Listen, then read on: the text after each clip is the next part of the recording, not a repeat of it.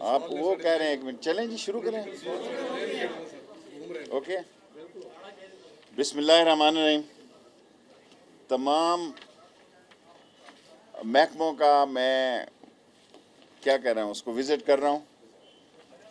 एक दिन में गाड़ी की रजिस्ट्रेशन होगी जी, 1 तारीख से।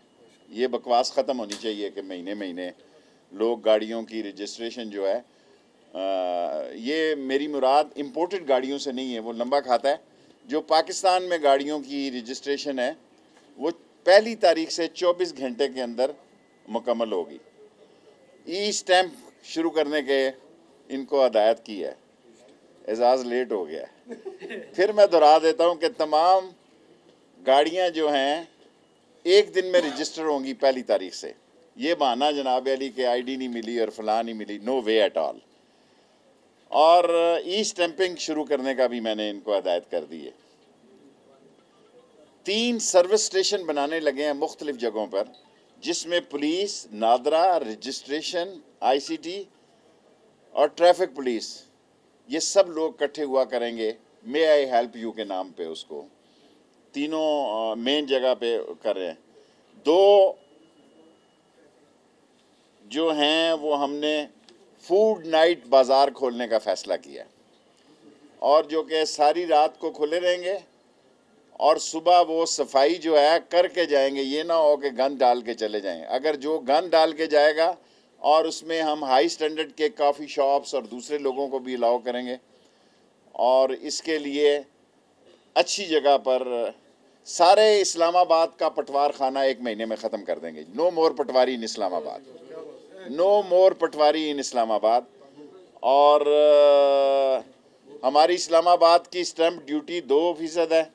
इंशाअल्लाह ताला शेख हफीज़ साहब से और प्राइम मिनिस्टर साहब से मिलकर पाकिस्तान के मुकाबले में कितना जुल्म है कि यहाँ 2% स्टैम्प ड्यूटी है, जबकि सारे पाकिस्तान में 1% ड्यूटी है। इस पर हम काम करेंगे, जितने दिन लगे, महीना लगे, 1.5 महीना लगे। आईसीटी की तंजीम 9 की हिदायत की है, और 8 महकमे जम कर दी हैं, जो वैसे ही मेरा मतलब है फिशरीज़ भी है और गैर ज़रूरी जो है 8 महकमों को जम करने का फ़ैसला किया।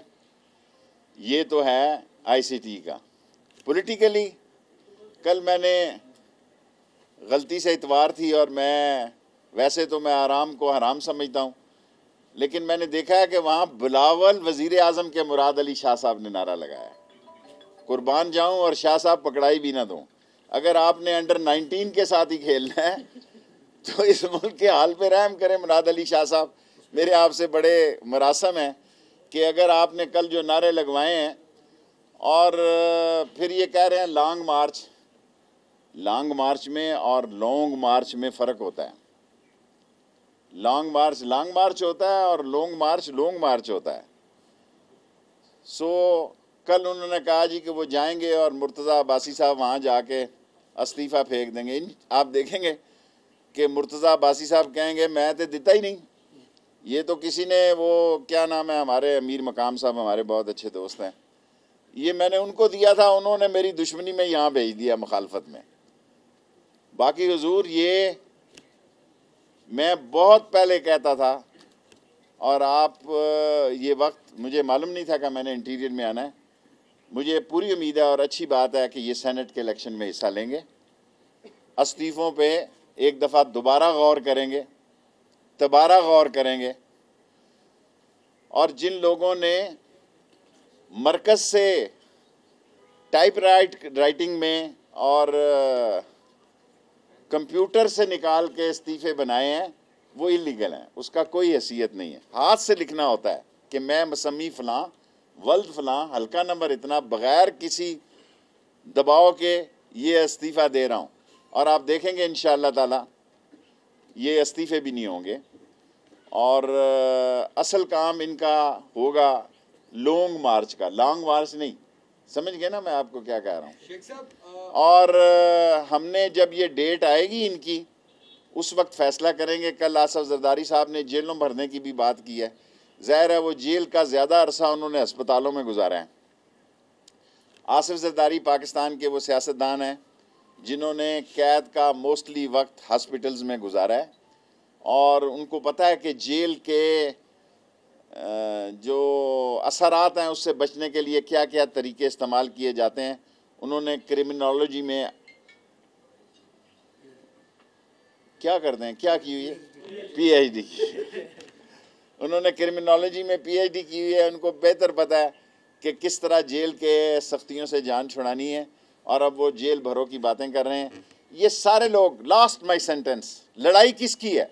लेट मी से फिनिश। इन सब लोगों की लड़ाई इमरान खान से ज़्यादा नैब के साथ है। इनकी लड़ाई ये है केस ख़त्म कर दें। इनकी लड़ाई ये है कि इनको बेहतर पता है कि वो मंजूर पापड़ वाला और वो दही भल्ले वाला और अरबों रुपए के जो इनके अकाउंट्स थे, ये कह रहे हैं कि उसको भूल जाओ। इमरान खान कोई भी फैसला कर सकता है, कोई भी फैसला कर सकता है, ये उसकी स्वाबदीद है। मैं उसके मतहत वज़ीर हूँ। मैं बहुत ज़िम्मेदारी से कहता हूँ, अभी हमने मीटिंग नहीं की कि इनके लिए इस्तकबालिया कैंप कैसे लगाने हैं जब ये आएंगे। ना मुझे अभी हिदायत मिली है कि इस्तकबालिया कैंप कहाँ कहाँ लगने हैं और कैसे लगाने हैं। मैंने तो चौकियाँ भी ख़त्म की हैं और इंशाअल्लाह ताला हम नई एक ईगल स्क्वाड लाने लगे हैं मोटरसाइकिल्स की। हम अपनी जो पीएसडीपी है उस पर दोबारा गौर कर रहे हैं और जो चौकियाँ हमने ख़त्म की हैं वहाँ हम आईटी की गाड़ियों समेत जो गाड़ियाँ पुलिस की वो लगाएंगे ताकि लोगों को सहूलत भी रहे और तकलीफ भी ना हो। इधर से ये चाहिए था कि जो जेयूआई की जानिब से धमकियां दी जा रही हैं, जीएचक्यू के सामने भी जाने की बातें की जा रही हैं, उस पर देखें, जेयूआई को जितने उलमा हैं, यहाँ पे 450 मदरसे हैं इस्लामाबाद में। मैं आपको यकीन के साथ कह सकता हूँ, एक आधा छोड़ के सब पुरअमन लोग हैं। अगर मस्जिदों के साथ मदरसे भी शामिल कर लिए जाएं तो वो 900 हो जाते हैं। और बाकी जेयूआई की अपनी पार्टी के अंदर काफ़ी लेदे हो रही है। एक बयान जो मैं भूल गया, जो मैं आखिर में करना चाहता था, कि आज मैंने इनको हदायत की है आईसीटी में कि सारे पाकिस्तान के सहाफ़ियों के लिए एक हाउसिंग मंसूबा बनाया जाए और इसमें इलेक्ट्रॉनिक मीडिया के लोग भी और प्रिंट मीडिया के लोग भी। मैं इसमें इन्वॉल्व नहीं होना चाहता। जो मुंतखब लोग हैं उनको आप दरख्वास्तें दें, हम जगह का इंतखाब करके आपको इंशाअल्लाह ताला एक सहाफ़ियों के लिए रिहायशी मंसूबा अनाउंस करने जा रहे हैं पाकिस्तान। और पैसे लेंगे, मुफ्त नहीं देंगे कोई। ये हाउसिंग सिर्फ सहाफ़ियों की, इलेक्ट्रॉनिक और प्रिंट मीडिया, कैमरा मैन भी, सारे कैमरा मैन सबसे पहले भाई हैं, फोटोग्राफ सब लोग।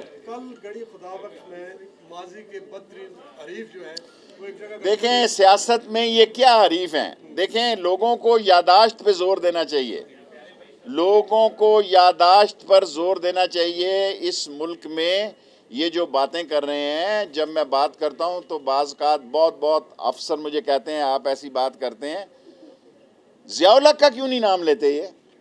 ये ज़ियाउल हक़ के ताबेदारी इन्होंने ज़ियाउल हक़ की, जूते इन्होंने ज़ियाउल हक़ के साफ़ किए, पॉलिश ये ज़ियाउल हक़ के पालशी और मालशी हैं। ये ज़ियाउल हक़ के पालशी और मालशी हैं और जीएचक्यू के गेट नंबर 4 की पैदावार है। पाकिस्तान की फ़ौज अजीम फ़ौज है, वो सियासत में ना थी, ना है, ना आएगी। जमहूरियत के साथ थी, है और रहेगी।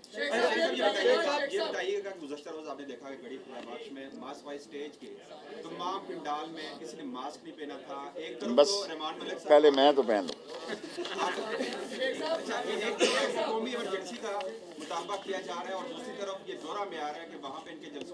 देखें, गुजारिश मेरी सुन लें, लोगों को भी सब कुछ पता है। इतना ज़बरदस्त मीडिया पाकिस्तान का, दुनिया में कोई इलेक्ट्रॉनिक मीडिया पाकिस्तान के इलेक्ट्रॉनिक मीडिया का मुकाबला नहीं कर सकता। मैं आपको दावे से कहता हूँ, कोई नहीं मुकाबला कर सकता। लोगों को तमीज़ है कि कोविड है, फैल रहा है, एक नई किस्म, तीसरी किस्म आ गई है। तो अगर अब देखें, लोगों को हम, आप लोग समझा ही सकते हैं ना, तो वो समझा रहे हैं। नेक्स्ट क्वेश्चन जी, एजाज अभी मैं लेके जाऊँगा।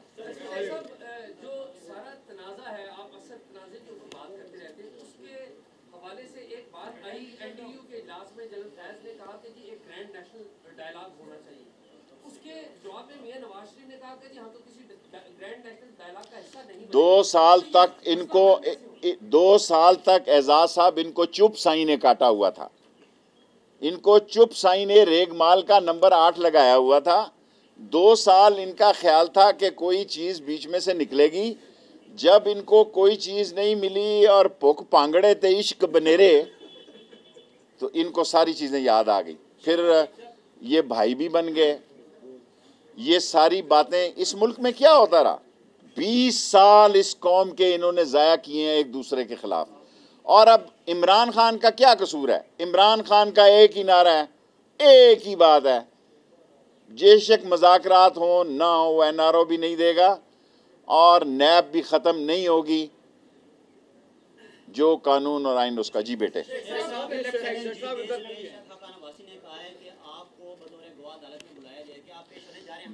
देखें मैं आपसे ज़्यादा समझता हूँ, 4 गुना मेरा कोर्ट में नहीं खड़ा। अब मुझे पूछना होगा कि बतौर इंटीरियर मिनिस्टर मैं पेश हो सकता हूँ या नहीं। मेरा ख्याल है अच्छी बात नहीं होगी कि मैं बतौर वज़ीर दाखिला जाऊँ। ये बताइएगा कि मुर्तज़ा जावेद अब्बासी साहब ने अपना इस्तीफा स्पीकर को पेश किया। अब वो ये कहते हैं कि फौजी शॉर्ट सवाल करना। उन्होंने ये कहा है कि मैं फिर ये जाऊंगा और अपना मुकदमा वहां लेकर जाऊंगा, फॉरेंसिक कराऊंगा इस इस्तीफे। ये मुर्तज़ा जावेद अब्बासी साहब का फैसला है कि वो मरियम नवाज की बात मानते हैं या वो तहकीकात कराने जाते हैं। मन अपना राजी नहीं है, जिस तरह दिल करता कर ले। मेरा तो दोस्त है, मुझे पूरा यकीन है कि वो स्पीकर को कहेगा कि ये फ्रॉड हुआ है। एक मिनट जी बेटे, इसके भाई जी,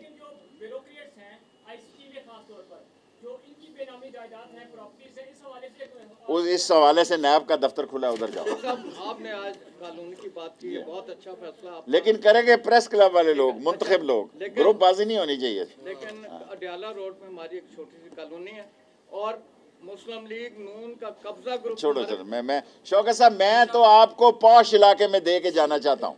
मैं नहीं जाना चाहता कि उधर गुजर खान में। मैं लोगों की इसमें जो इन्वेस्ट हुए, देखिए, मैं तो सहाफ़ियों की हाउसिंग सोसाइटी बनाने के लिए with the consult of press club, इनको आज मैंने एडवाइस दी है।